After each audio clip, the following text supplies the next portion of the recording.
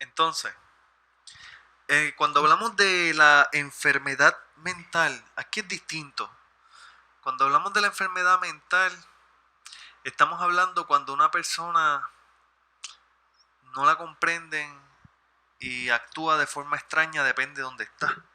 Por ejemplo, Harwitz identifica unos elementos bien importantes y el primero es incomprensibilidad. Eso es cuando no te comprenden. Y la otra es relatividad cultural.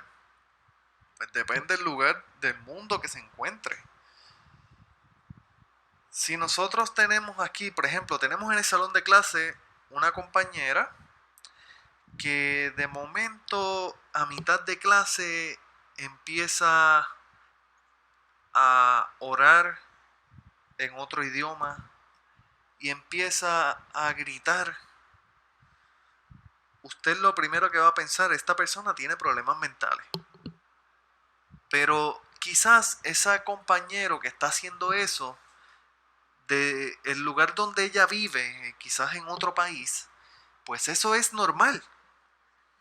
Pues donde ella vive no se le considera que tiene una enfermedad mental. Pero como está aquí en Puerto Rico, podemos considerar que no es normal y que probablemente tiene enfermedades mentales porque lo que está haciendo no va con mi cultura y con lo que yo hago y como yo no la comprendo, pues juzgo. Y ahí entonces es que se mezcla la incomprensibilidad y la relatividad cultural. Aquí podemos ver las definiciones de lo que es incomprensibilidad y relatividad cultural. Es lo más o menos lo explicado que ya tenía.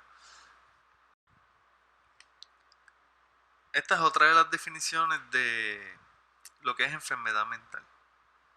Cuando tenemos una disfunción en el pensamiento, emociones y comportamientos que se reflejan un disturbio de procesos psicológicos, biológicos y de desarrollo. Cómo la persona piensa, siente y cómo se comporta. Entonces, esto es otra definición de la enfermedad mental, que es una respuesta maladaptativa a los estresores del ambiente interno y externo. Ya habíamos hablado de esto anteriormente. Unos apuntes importantes sobre la historia de la psiquiatría para entender esto. Mira, antes las personas se consideraban que tenían demonios, que estaban poseídos, que no tenían alma. Por ejemplo, esto siempre ha existido. La enfermedad mental siempre ha existido. Se han encontrado que le han hecho operaciones a las personas, por ejemplo, desde los tiempos de antes para ver qué es lo que tienen. Pero la enfermedad más o menos ha cambiado a través del tiempo. La enfermedad ha cambiado a través del tiempo. Antes la gente pensaba que la enfermedad era un castigo de Dios y que como Dios no te quería o no estaba de acuerdo contigo, pues te castigaba y te enfermaba mentalmente.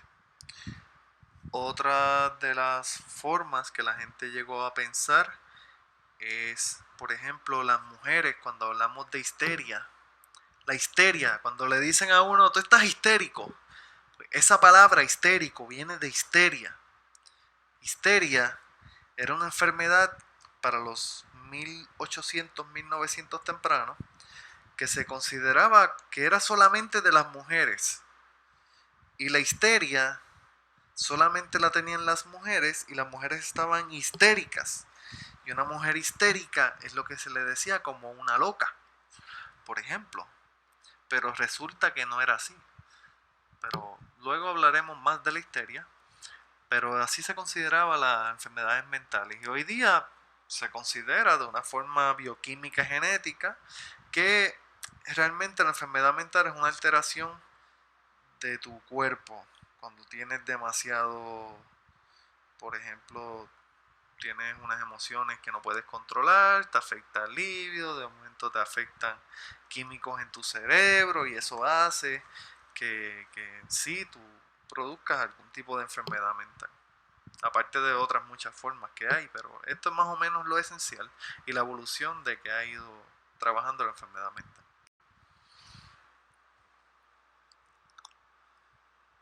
Entonces, esto es algún dato, ¿verdad?, interesante de la psiquiatría en la antigüedad. ejemplo en Mesopotamia.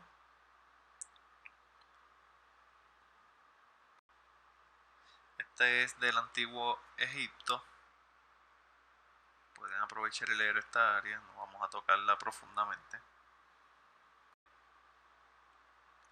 Igual en la época prehistórica los abandonaban como salvajes, a merced del tiempo, del frío, no les daban agua, alimento, no los cuidaban.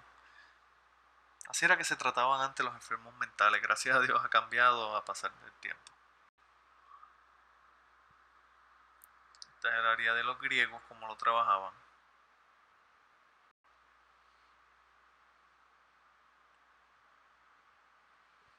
Entonces, Hipócrates, luego vamos a hablar más de él. Él llegó a un acercamiento científico por los humores. Hipócrates trabajó con los humores del cuerpo, que luego hablamos de él. Algunos métodos de curar a las personas que tenían problemas mentales, así era que se trabajaban antes. Obviamente esas son cosas de tortura hoy día y eso no se trabaja ya.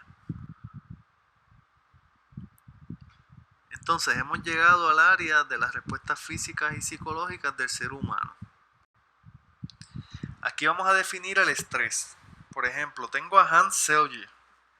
Hans Selye dice que el estrés es manifestado por un síndrome específico que consiste de todos los cambios no específicos inducidos dentro de un sistema biológico.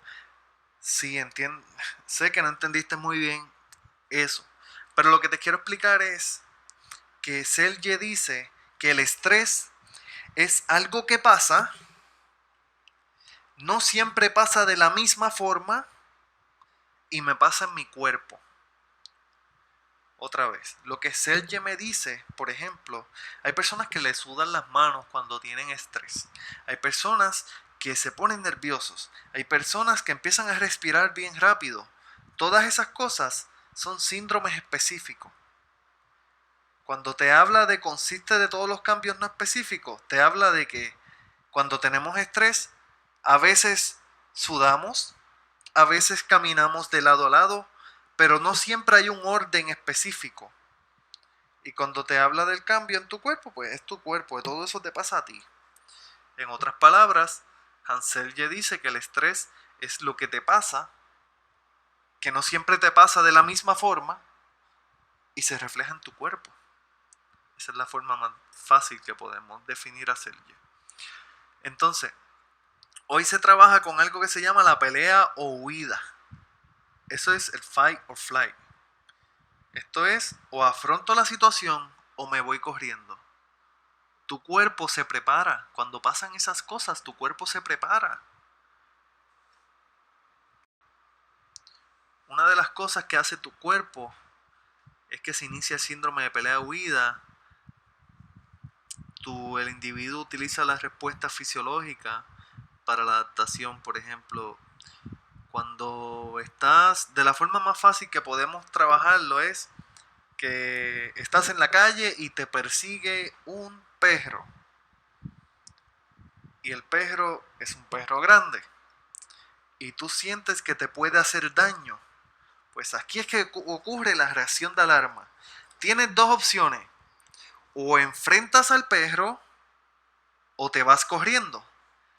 El 99% de nosotros va a decidir irse corriendo. Aquí tu cuerpo se prepara. Ocurre una inyección de adrenalina que vas a correr y vas a correr y no vas a pensar en parar.